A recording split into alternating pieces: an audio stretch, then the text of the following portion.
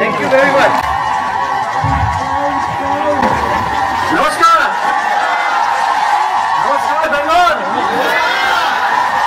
Thank you very much. ये मान सम्मान देने के लिए टीम गोल्डन सॉल्यूशन को तहे दिल से वंदन करता हूं। आज हम एक खास मकसद से यहाँ पे उपस्थित हुए हैं। पता है क्या हो मकसद? हाँ, आज के इस प्रोग्राम का ट्रेनिंग का नाम क्या है पता है? Mission creative diamond. यानी आपको क्या बनना है? डायमंड। डायमंड। और आपको डायमंड बना सकते हैं वही व्यक्ति जो यहाँ पे टीम गोल्डन सॉल्यूशन के पहले डायमंड बने हुए हैं और जिनका मैं भी बड़ा फैन हूं, उनसे काफी कुछ सीखते रहता हूं। ऐसे हम सबके लाडले महागुरु श्री सुरंजन दास सर को तहे दिल से वंदन करता हूं। और सारे लीडर्स, ऑल लीडर्स आईटीसी से माननीय हमारे सारे आईटीसी लीडर्स, सीटीसी, एनटीसी को भी तहे दिल से वंदन है। एंड ऑल सारे लीडर्स, आप सभी लोगों को। दोस्तों, ये माई लाइफस्टाइल बिजनेस के बारे में मैं कहूंगा अभी जो हमारे वाइस प्रेसिडेंट सर आलोक पांडे सर ने जो आपको बताया, मुझे लगता है अगर उतना भी आप समझ गए और उतना भी काम कर गए तो डायमंड बनना आपका पक्का है। तो आप जो 24/7 रहते हैं ना फील्ड में, मैं उनको हमेशा पूछता हूं, आलोक सर आप क्या खाते हो मुझे वो बता दो। भैया इतना काम कोई नहीं कर सकता है। और मुझे लगता है पूरी दुनिया में कोई ऐसी कंपनी होगी जिसका वाइस प्रेसिडेंट 24 घंटे केवल अपने काम में डूबा होता है। और हमारा सौभाग्य है माई लाइफस्टाइल का, ऐसे ग्रेट मैनेजमेंट हमारे साथ में है। तो आलोक सर जी के लिए जोरदार ताली होनी चाहिए। Thank you very much Alok sir ji, आपने इतना बहुमूल्य ज्ञान हमें आज दिया है। और इस मैनेजमेंट की क्या बात करूं माई लाइफस्टाइल के बारे में, जितना बोलूं उतना कम है। आप सब इससे वाकिफ हो, मुझे बताने की जरूरत नहीं है। मुझे लगता है डायरेक्ट सेल्स की दुनिया की जो कुछ बेहतरीन कंपनियां हैं, उस बेहतरीन कंपनियों में से जो सबसे बेहतरीन मैनेजमेंट, इसलिए नहीं कि मैं इस कंपनी से बिलोंग हूं, केवल इसलिए नहीं बोल रहा हूं मैं इनके साथ करीब 2003 और 2004 से मैं इस मैनेजमेंट को जानता हूं और पिछले 20 सालों से मैं इस मैनेजमेंट को देख रहा हूं। और आज हम फिर उस जमीन से उठ के आसमान की ऊंचाई को छू रहे हैं। तो ये ग्रेट माई लाइफस्टाइल मैनेजमेंट, और जिनको मैं अपना भगवान मानता हूं, धरती के भगवान, मैंने क्या कहूं उनके बारे में। आज जो कुछ भी है माई लाइफस्टाइल उन्हीं की बदौलत है। ऐसे हम सबके लाडले हमारे महागुरु माननीय श्री प्रवीण चंद्रन सर को तहे दिल से वंदन करता हूं। बहुत ही ग्रेट मैनेजमेंट जो आज हमारे बीच में है, जिन्होंने ये मौका हमें दिया है। और हमारे सभी great management CEO Kailash sir, Salil Mathew sir, Sunil sir, Alok sir, all regional managers, और जो आपके ईस्ट इंडिया के बहुत ही बेहतरीन मैनेजमेंट का काम देखते हैं, ऐसे हमारे माननीय गुना शेखरन सर, इनके लिए जोरदार ताली होनी चाहिए। थैंक यू गुना सर यहाँ बुलाने के लिए, और थैंक यू सुरंजन सर। अब मैं आता हूं आज की इस ट्रेनिंग के मुद्दे पे। आप काफी देर से बैठे यहाँ पे, सुरंजन सर को सुना, बाकी लीडर्स को सुने, आलोक सर को सुने। मुझे नहीं लगता अब कुछ बताने की जरूरत है। लगता है आपको? मैं कोई नया नहीं बताऊंगा, क्योंकि नया मेरे पास है ही नहीं है। मैं कई बार जाता हूं, लोग बोलते सब कुछ नया बताओ, नया बोलो। नया बता के क्या हो जाएगा? कुछ नया करूंगा। बोला भैया तू वही कर ले जो अभी तक जाना है, जो सुना है। हम जो सुनते हैं उसे मानते नहीं है, और जो मानते हैं उसे करते नहीं है, और फिर बोलते काम बन नहीं रहा है। यही होता है ना हमारे साथ, काम नहीं बन रहा है। अच्छा आप बताओ, आप में से कितने लोग अपनी इनकम से संतुष्ट हो? जो आज माई लाइफस्टाइल से आपको आमदनी आ रही है, उससे संतुष्ट हो? क्यों नहीं हो? तो दुखी क्यों हो? हाँ जी, देखो मुझे बताया गया है कि बंगाल के लोग ना बोलते नहीं है, पता नहीं ऐसा क्यों है, लेकिन बंगाल की चर्चा पूरी हिंदुस्तान में होती, इतना याद रखिए। और सबसे ज्यादा राजनीति का वातावरण कहीं गर्म है ना तो बंगाल में होता है। तो मुझे लगता है बोलते कम हो, करते ज्यादा हो। तो क्यों अपने इनकम से आप संतुष्ट नहीं हो भाई? क्या वजह होगी? हाँ जी, अच्छा खर्चा ज्यादा है, और ज्यादा पैसा चाहिए आपको। अच्छा क्या करोगे इतना पैसा लेके? आधे बोल रहे तू दे दे, भी बताता हूं क्या करता। क्योंकि मैं भी जब नया नया इस बिजनेस में आया था ना, इस एक मीटिंग में बैठा था, एक भाई साहब जो हमारे लीडर आके बोल रहे थे, साउथ इंडिया से आए थे, बोले थे क्या करोगे पैसा लेके, तो मैं भी वहां से बैठ के यही बोल रहा था, पहले दे फिर बताता हूँ क्या करूंगा। मुझे पता आप भी यही सोच रहे होगे। तो आज आप सब आए हो यहाँ पे बहुत पैसा कमाने के लिए ना, सही बात है ना? कितने लोगों को बहुत पैसा चाहिए? थोड़ा अंधेरे के वजह दिख नहीं रहा है मुझे। हाँ, सभी लोगों को चाहिए। अच्छा सच बताइए, आपकी जिंदगी में पैसा कितना इंपॉर्टेंट रोल प्ले करता है? कई लोग बोलते हैं पैसा खुदा नहीं है, लेकिन सही बात है, पैसा तो खुदा नहीं है, लेकिन इस धरती पे खुदा से कम भी नहीं है। सही बात है ना? आपके उदाहरण देके समझाता हूं। मान लीजिए सर, आप अभी हमने 2-3 दिन पहले ईद मनाई ना। मान ली ईद की खरीदी करने के लिए, या जो भी त्योहार होगा यहाँ का, दिवाली है, दशहरा है, उसकी खरीदी करने के लिए आप और आपकी वाइफ कलकत्ता के मार्केट में गए। और पता है सीजन के समय, त्योहार के समय बहुत भीड़ भाड़ होती है ना मार्केट में, और आप पैसे लेके गए घर से कि आज अच्छी खरीदारी करेंगे, बच्चों के लिए, परिवार के लिए, फैमिली के लिए पैसे लेके गए। बड़ी भीड़ थी मार्केट में, नोट का बंडल था, और मान लो उस गर्दी में आपकी वाइफ को ठोकर लगता है और वो बेचारी गिर जाती है, और उसका पर्स जो है खुल जाता है, सारे नोट रास्ते पे बिखर जाते हैं। आप सबसे पहले किसको उठाओगे? 500 के नोट है समझिए, सब बिखर गए रास्ते पे, क्या करोगे? चलो मान लो हस्बैंड साहब गिर गए और उनका पैसा बिखर गया, बीवी पहले किसको उठाएगी?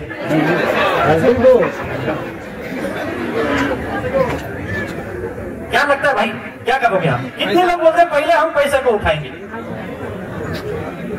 अच्छा, और कितने लोग बोलते हैं बीवी या हस्बैंड को पहले उठाएंगे? चल, सब झूठ बोल रहे हो। जाकर करके देख एक बार उधार। तो ये पैसे का इंपॉर्टेंट है, मानते हो या नहीं मानते हो? पैसा बहुत इंपॉर्टेंट है। और माई लाइफस्टाइल क्या देती है हमें? पैसा देती है। और बड़ा पैसा कब आता है पता है? जब आप यहाँ पे क्या बनोगे? डायमंड। और डायमंड बनाने के लिए आपको बुलाया गया है, तो आप डायमंड हो, ये आपके लीडर ने सोचा है। इसके लिए अपने लीडर के लिए जोरदार ताली होनी चाहिए। सबसे पहले मैं आपको बधाई देना चाहूंगा, आपने एक रैंक तो हासिल की है। टीसी बने, एटीसी बने, डीटीसी बने, जेटीसी बने, एसटीसी बने, आरटीसी बने, फिर हमारी प्रेस्टिजियस रैंक एनटीसी बने, सीटीसी, आईटीसी, और फिर आप डायमंड तक पहुंचे हैं। और यहाँ पे एक डायमंड हमारे बीच में मौजूद है, सुगंधन सर, उनके लिए एक बार फिर जोरदार ताली हो। अब इस रैंक तक तो आ गए हो आप सब, अब यहां से आगे कैसे जाना है, क्या करना है? कई लोग बोलते हैं यहां तक पहुंच गया, बहुत काम कर लिया मैंने, बहुत काम कर लिया, मैं डीटीसी बन गया, यानी डिस्ट्रिक्ट टीम कोऑर्डिनेटर। उसको लगता है जिले का महामंत्री नहीं हूं, सच में स्टेट टीम कोऑर्डिनेटर को लगता है मैं राज्य के मंत्रिमंडल में हूं। दीदी मुझसे पूछना चाहिए क्या करना है बंगाल के लिए, और एनटीसी तो मोदी से कम समझता नहीं है। ऐसे ही होता है। और आईटीसी तो लगता है बस जो बाइडेन मुझसे सब पूछना चाहिए। और डायमंड तो अपने आप को भगवान समझता है, क्राउन डायमंड तो ब्रह्मा ही समझता है, पता नहीं सब गड़बड़ है। आगे कैसे जाओगे? अब आप बिजनेस में आए हो, देखिए बिजनेस हम करते तो अच्छी चीजें भी है बिजनेस में, बिजनेस में कुछ समस्याएं भी है आपके पास समस्याएं? होती या नहीं होती समस्याएं? सबको होती है। अब आगे जाने के लिए माई लाइफस्टाइल बिजनेस में आपके मन में कई सारे सवाल होंगे, कुछ ना तो कुछ सवाल होंगे। आपके मन में जो भी सवाल है आप पूछ सकते हैं, अगर आप पूछना चाहते हैं तो। कोई सवाल है आपके मन में ऐसा? दुनिया भर की बातें चलती ना हमारे माइंड में, तो कौन से सवाल चलते हैं आपके मन में? कौन से सवाल चलते हैं? कोई सवाल नहीं चलता? हाँ जी, बैठ के बोलिए, कोई बात नहीं। और डरिए मत कि अपलाइन देख रहा है, कोई नहीं देख रहा है आपको, और देखे भी गए तो क्या करेगा? बहुत सारे सवाल नहीं होता। हाँ, कोई एक दो सवाल जो आपके लिए है। टीम काम नहीं करती। अच्छा, टीम बनी नहीं हुई है, चलो इनकी तो बन गई, काम नहीं करती, इनकी तो बनी नहीं गई है। सही बात है ये। हाँ जी, अच्छा टीम बनती है फिर तो कोई समस्या है? ये 8-6 लोगों को यहाँ पे समस्या है, इधर वाले सब सुखी आदमी है। कोई समस्या तो बोलिए, क्या कैसे माइंड में चलते हैं ना, समस्या नहीं चलती है, काम करता है कुछ दिन फिर बैठ जाता है। ओके, वाले भाई साहब आप लोगों को कुछ नहीं आता है, सब चंगा है बोलते, सब चंगा है।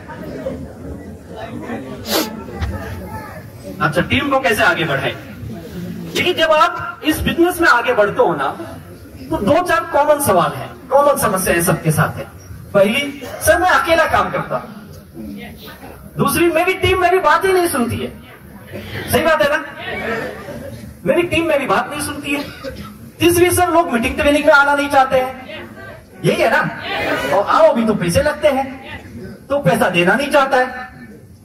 सर वो प्रोडक्ट नहीं खरीदते हैं। फिर कुछ लोग बोलते हैं प्रोडक्ट की कीमत बहुत ज्यादा लगती है। हाँ, ये समस्या है, समस्या है आपकी बता रहा हूं मैं, आप तो बता ही नहीं रहे हो। इसका सोल्यूशन क्या होना चाहिए, क्या लगता है? एक ने मुझे पूछा, सर ये बिजनेस आप लोग बताओ तो इतना अच्छा बिजनेस है, तो लोग इतने सवाल क्यों करते हैं?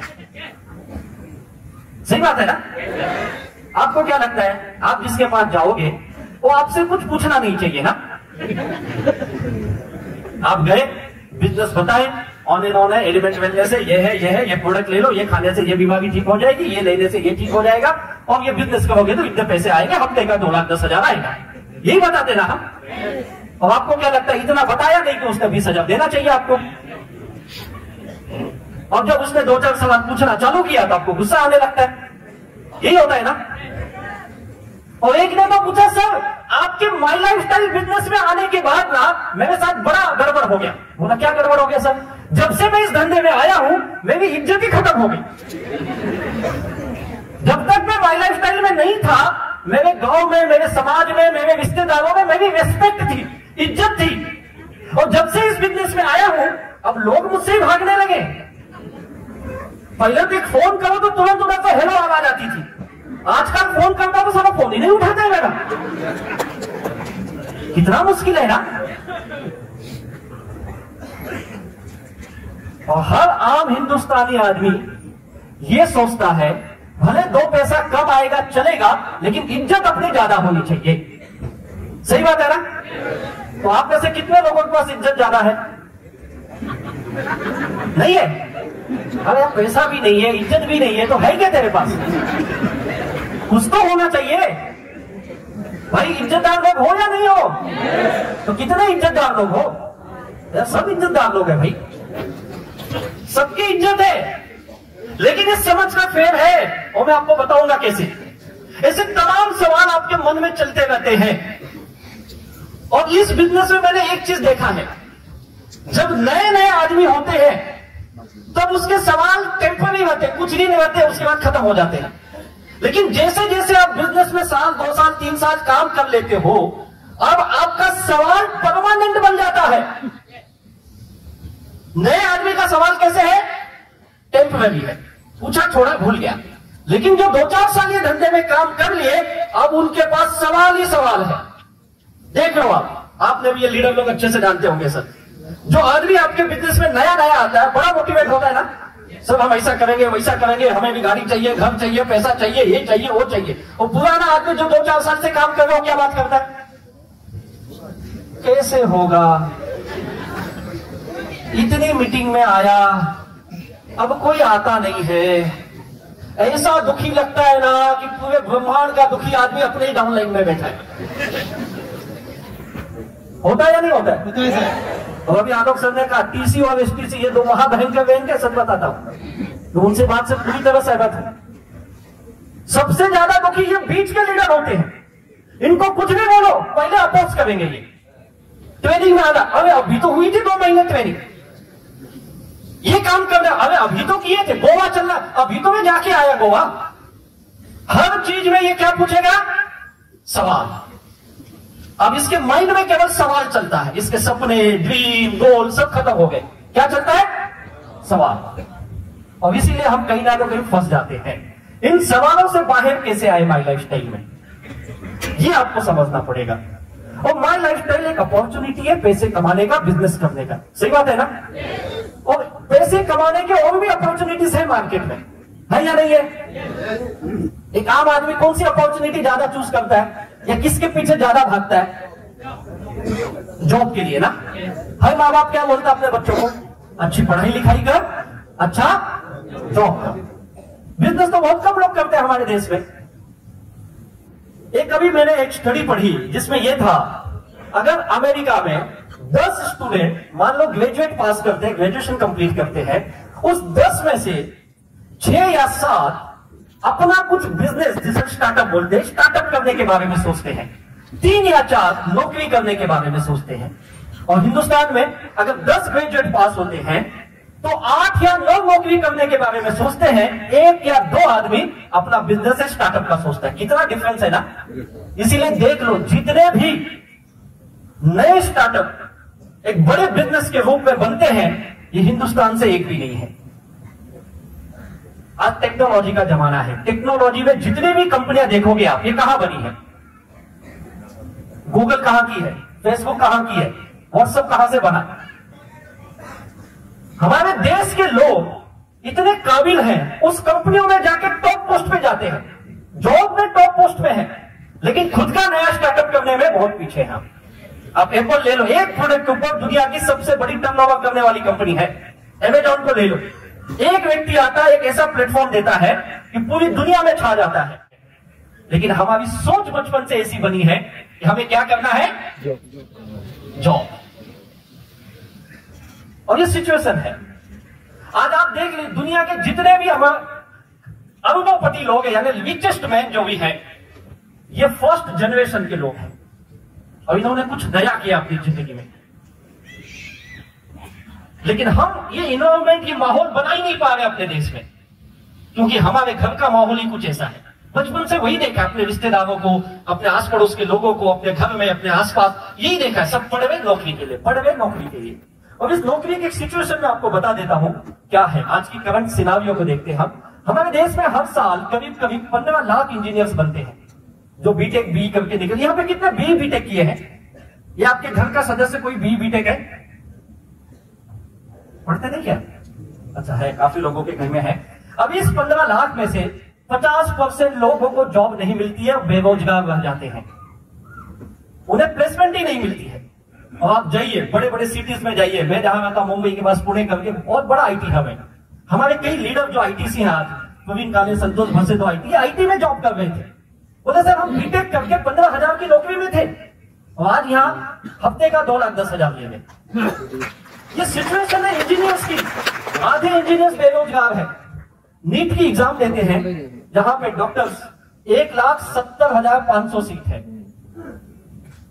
1,70,500 डॉक्टर्स की सीट हमारे, इसमें सारे आयुर्वेदा से लेकर होम्योपैथी लेके सारे सेगमेंट। वो पता है कितने लोग कोशिश करते हैं? 18 से 19 लाख लोग हर साल नीट की एग्जाम को अपीयर होते हैं। लेकिन सीट कितने को मिलेगी? इसके लिए लोग कहां जाते हैं? यूक्रेन जाते हैं, रशिया जाते हैं। ये तो कुछ बड़ी डिग्रियों का हाल है। हमारे देश की सबसे बड़ी एक संस्था आईआईटी, जहां पे केवल 16,234 सीट्स है और इसके लिए हर साल लोग जेई का एग्जाम देते, जेई के फिर जेई एडवांस करेंगे, तब जाके उनको इसमें एडमिशन मिलेगा। 1.25 लाख से 1.5 लाख बच्चे बैठते हैं इस एग्जाम के लिए और सीट कितनी है? 16,000। नो डाउट आईआईटी में गए तो आपका करियर बहुत बेहतरीन मिलता है, टॉप कंपनियों में आपको डायरेक्ट प्लेसमेंट मिलता है। लेकिन कितने लोगों को? केवल 16,000 लोगों को साल में। और आईआईएम में गए तो उसकी हालत और कम है, बहुत कम सीटें हमारे यहाँ आईआईएम की। आईआईएम की सीटें केवल 5,500 और करीब करीब 2 से 2.5 लाख लोग इसकी कोशिश करते हैं। सीटी का एग्जाम देते हैं, फिर उनको सिलेक्शन हुआ। ये बड़ी संस्थाओं की सिचुएशन है, ये बड़े इंस्टीट्यूट हैं। और अगर हम गवर्नमेंट एग्जाम की बात करें तो आपके यहाँ पे West Bengal Public Service Commission है, जिसके लिए हर साल 3 से 3.5 लाख लोग अप्लाई करते हैं और करीब करीब 250 से 300 पोस्ट है। महाराष्ट्र में जहां से मैं बिलोंग करता हूं, करीब करीब 600 650 सीट्स है। पता है पिछले साल महाराष्ट्र सरकार ने केवल 164 लोगों को इस पोस्ट के लिए उन्होंने वैकेंसी निकाली थी।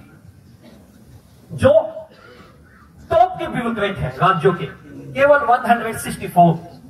यूपीएससी के जो एग्जाम देते हैं 800 से 1000 सीट्स है, करीब 5 से 5.5 लाख लोग हर साल अपीयर करते हैं। ये तो एग्जाम में बैठते हैं, तैयारी तो इससे कई गुना ज्यादा लोग कर रहे हैं। ये सिचुएशन है हमारे यहाँ। आपको क्या लगता है सरकारी नौकरी में कितनों को जॉब मिलता होगा? हमारे देश की जितनी भी राज्य सरकार ले लो, केंद्र सरकार है, या फिर जो गवर्नमेंट ऑर्गेनाइजेशन है जिसको पीएसयू बोलते हैं, बैंकिंग है, रेलवेज है, जितनी भी कंपनियां हैं, जो गवर्नमेंट के द्वारा चलती है, कितने लोगों को प्लेसमेंट मिलता होगा पता है? पूरी आबादी का? हाँ जी, हार्डली 2%, हार्डली 2%। और अभी अभी हमारे महाराष्ट्र सरकार ने एक नया जीआर निकाला है, उसमें और उन्होंने कहा है कि जो 4th कैटेगरी और 3rd कैटेगरी के जॉब होते हैं, अब ये जॉब नहीं निकाले जाएंगे। उन्होंने 10 कंपनियों को सिलेक्ट किया है और ये कंपनियां उसकी भर्ती करेगी टेम्पर। पता है जॉब कितने महीने का मिलेगा? 11 महीने का कॉन्ट्रैक्ट गवर्नमेंट निकाल रही है। सोच के देखिए, आर्मी में पता होगा आपको, अभी चालू है 5 साल वाली जॉब, सुने होंगे ना आप? ये सिचुएशन है। 2% लोगों को रोजगार चलो मिल भी गया, बाकी के क्या करेंगे भाई? क्या करेंगे? फिर ये प्राइवेट सेक्टर में जाएंगे, और टॉप के जो प्राइवेट कंपनियां हैं उसमें भी कितना जॉब मिलेगा? तो फिर क्या करेंगे? हम छोटे मोटे जॉब करेंगे, किसी इंडस्ट्रियल एरिया में काम कर लेंगे, या किसी प्राइवेट कंपनी में क्लर्क बन जाएंगे, प्यून बन जाएंगे, या जो भी छोटा मोटा काम मिल जाएगा हमें, या फिर हम छोटे मोटे अपने उद्योग करेंगे, कोई दुकान चलाएगा, कोई और कुछ काम करेगा। यानी रोजगार के साधन धीरे धीरे जॉब से कम होने लगे हैं, ये आप सब अच्छी तरह जानते हो। और मुझे ये बताइए, 2023 का ये हाल है, तो क्या लगता है 2025 में जॉब बढ़ेगा? क्या लगता है आपको? तो हम किस मुंह से अपने बच्चे को ये सिखा रहे हैं कि तू पढ़ाई कर, अच्छा जॉब मिलेगा? हम ये क्यों नहीं सिखा रहे तू पढ़ाई कर, कुछ अच्छा बिजनेस कर, अच्छा स्टार्टअप तू भी कर? ये माहौल बना ही नहीं पा रहे, जबकि सिचुएशन एकदम अलग है हमारे यहाँ। और आज इसीलिए आप देखिए, चंद लोग ही अमीर हैं हमारे देश में।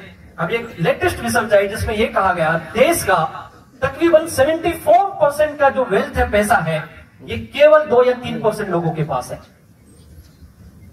अमीर अमीर बन रहा है, गरीब वहीं पे या और पीछे जा रहा है। और आज हर साल मिडिल क्लास गरीब में जा रहा है, क्योंकि जैसे आपने कहा महंगाई बढ़ रही है, खर्चे बढ़ रहे हैं, आमदनी कम हो रही है। कोविड के बाद तो आप लोगों ने महसूस भी किया होगा, कईयों की जॉब गए, कईयों के सैलरी में कमी हो गई, फिर भी हमें समझता नहीं है।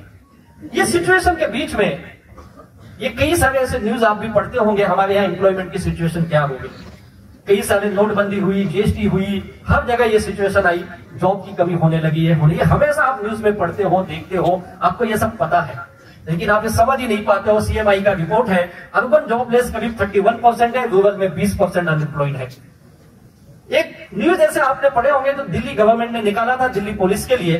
दिल्ली पुलिस में उनको 4th कैटेगरी के पोस्ट थे, जहां पे कोई धोबी मोची यानी उसकी पोस्ट थी, और उसके लिए 707 पोस्ट के लिए 7.5 लाख लोगों ने अप्लाई किया।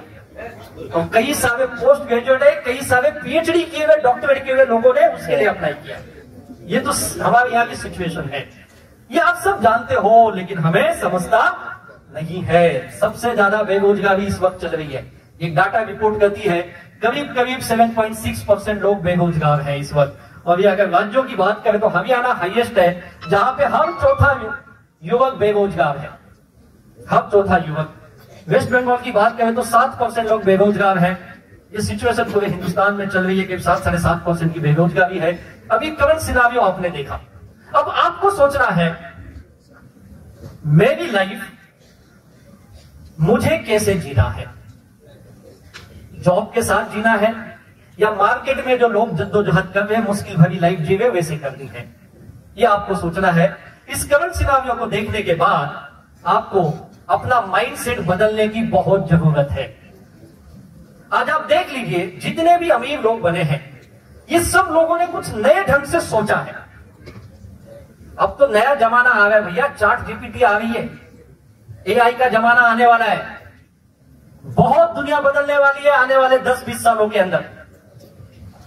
और यूनाइटेड स्टेट ऑफ अमेरिका का हाईएस्ट बजट जो खर्च हो रहा है, वहां के जितने भी रिसर्च सेंटर हैं, ये सब एआई पे काम कर रहे हैं।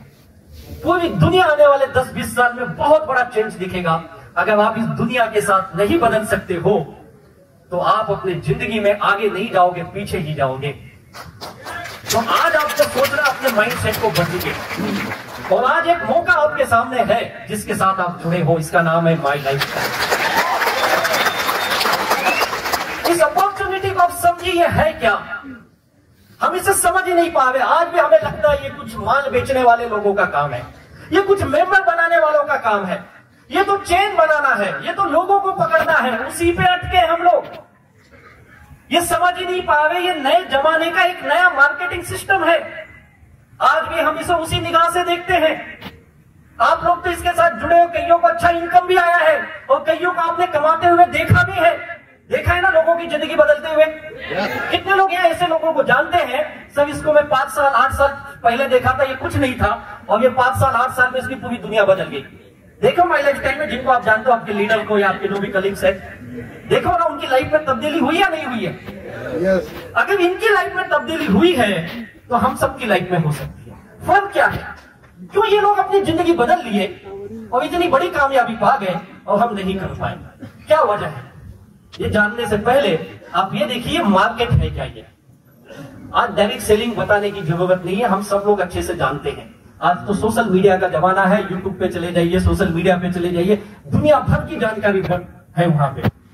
ये डायरेक्ट सेलिंग को लेकर के 100 साल पुरानी इंडस्ट्री है, दुनिया के हर देशों में चल रही है, ये सब आप जानते हो।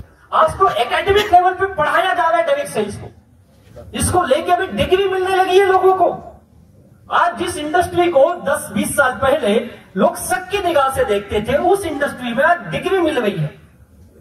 लोग इस पे डिप्लोमा कर रहे 2-2 साल का और अभी भी डाउट में बैठे हुए। 2020-21 का एक डाटा है जो कंज्यूमर अफेयर मंत्रालय के वेबसाइट पे है, मैंने ये डाटा वहीं से लिया है। और आज आप सोचिए, कंज्यूमर अफेयर मंत्रालय में मिनिस्ट्री पे एक डिपार्टमेंट बनाया गया जिसका नाम है डायरेक्ट सेलिंग डिपार्टमेंट। और केंद्र सरकार, सेंट्रल गवर्नमेंट ने सारे स्टेट गवर्नमेंट को लेटर लिखा है कि आप भी अपने राज्यों में कंज्यूमर अफेयर मिनिस्ट्री के अंदर एक डायरेक्ट सेलिंग डिपार्टमेंट बनाइए। आज सरकार इसके लिए काम कर रही है, लेकिन हमें आपको अभी भी नहीं समझ में आ रहा है। एकेडमिक इसको पढ़ा रहे, लेकिन हमें आपको अभी भी नहीं समझ में आ रहा है। लोग इसमें लाखों करोड़ों कमा रहे, लेकिन हमें आपको अभी भी नहीं समझ में आ रहा है। 2020-21 का डाटा जो इन्होंने रिलीज किया है, इन्होंने कहा पूरी दुनिया में 13 लाख करोड़ का माल बिकता है डायरेक्ट सेलिंग के माध्यम से। कितने का? अगर मैं बोलूं लिख के बताओ 13 लाख पे कितने जीरो लगते, तो मुझे लगता है यहां में से मैक्सिमम 99% नहीं लिख पाएंगे। मैंने भी कोशिश की, नहीं आया, जीरो भूल जाते। इतना बड़ा टर्नओवर होता है और इसमें से 43% कहां से आता है? एशिया से। सबसे ज्यादा टर्नओवर, जबकि आपको पता है इस डायरेक्ट सेलिंग का जन्म कहां पे हुआ? अमेरिका में। लेकिन टर्नओवर ज्यादा कहां है? क्यों? हाईएस्ट पॉपुलेटेड भाई, 2 देश है जो दुनिया के हाईएस्ट पॉपुलेटेड, दोनों एशिया से है। कौन से? हाँ, अभी तो नई नई न्यूज आ रही कि इंडिया चाइना से भी आगे बढ़ गया। किस बात की खुशी है पता नहीं मुझे,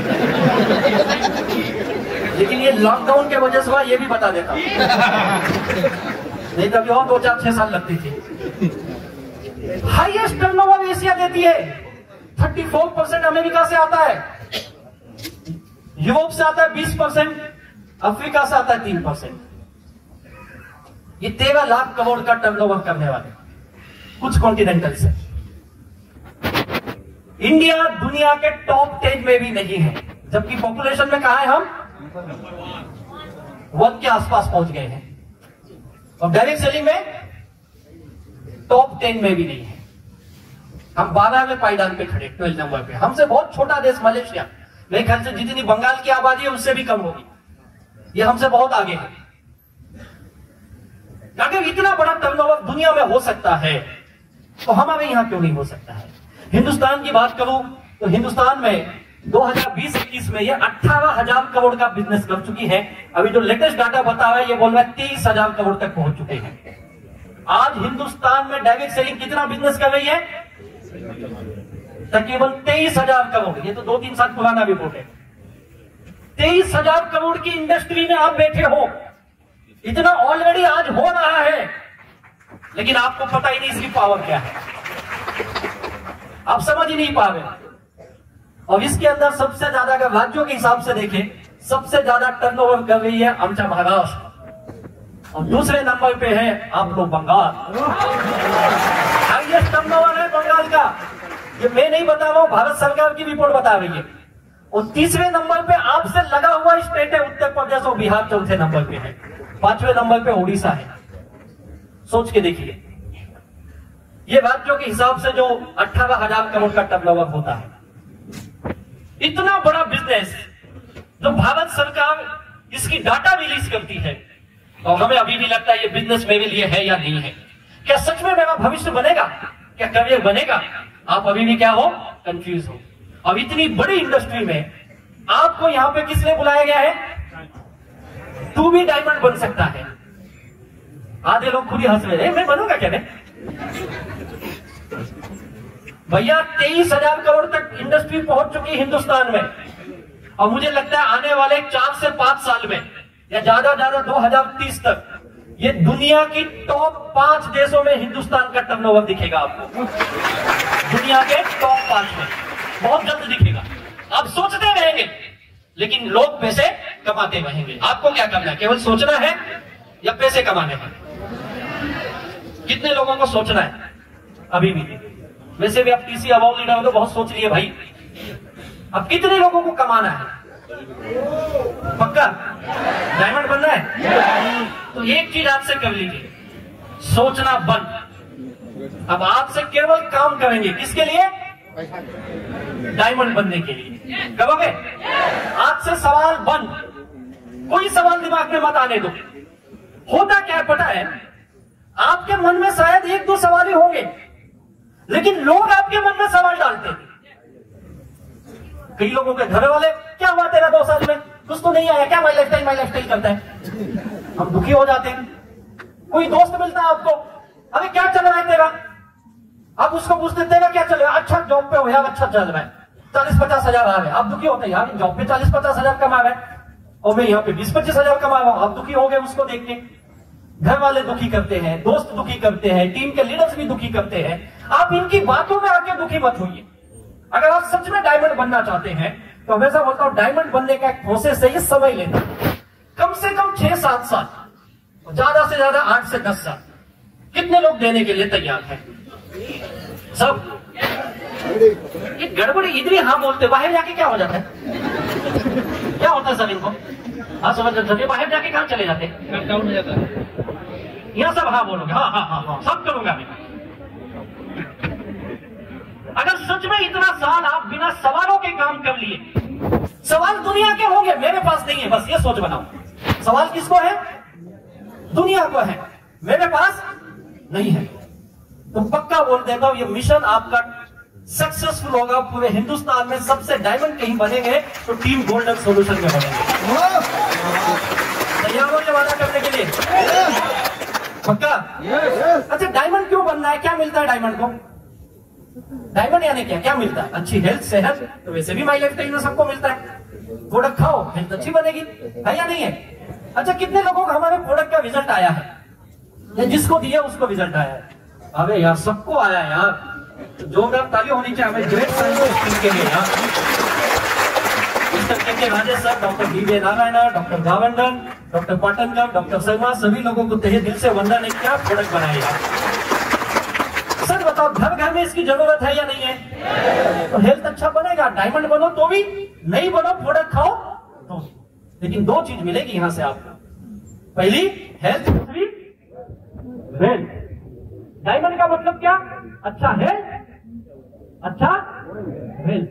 हेल्थ आपके हाथ में है, लेकिन वेल्थ माई लाइफस्टाइल के हाथ में है। वेल्थ यानी क्या? पैसा। पैसों से क्या करोगे? घर बनाओगे, गाड़ी लोगे, विदेश घूमोगे, बच्चों की अच्छी पढ़ाई लिखाई होगी, बैंक बैलेंस करोगे, सब कुछ कर सकते हो ना, जैसा आम आदमी सोचता है। और ये दोनों मिल गया तो क्या आएगा? जीने का मजा आएगा। तो आप बोलोगे क्या इंजॉयमेंट होगा यार। और जिंदगी जीना है तो क्या बनना है? डायमंड। तैयार हो ऐसी जिंदगी जीने के लिए? Healthy, wealthy and happy life. तैयार हो? अरे आवाज यहां से आनी चाहिए, यहां से। हम पास में हमारा ऑफिस है माई लाइफस्टाइल का, वहां की स्टाफ लगना चाहिए उसको हैप्पी लोग बैठे हैं माई लाइफस्टाइल के। क्योंकि जब भी ऑफिस में मैं जाता हूं ना, हमारे स्टाफ बोलता है सबसे दुखी तुम ही हो गए। वैसा बनना है क्या आपको? नहीं ना, तो बोलिए आई एम हैप्पी। अभी भी आधा ही आवाज आ रहा है।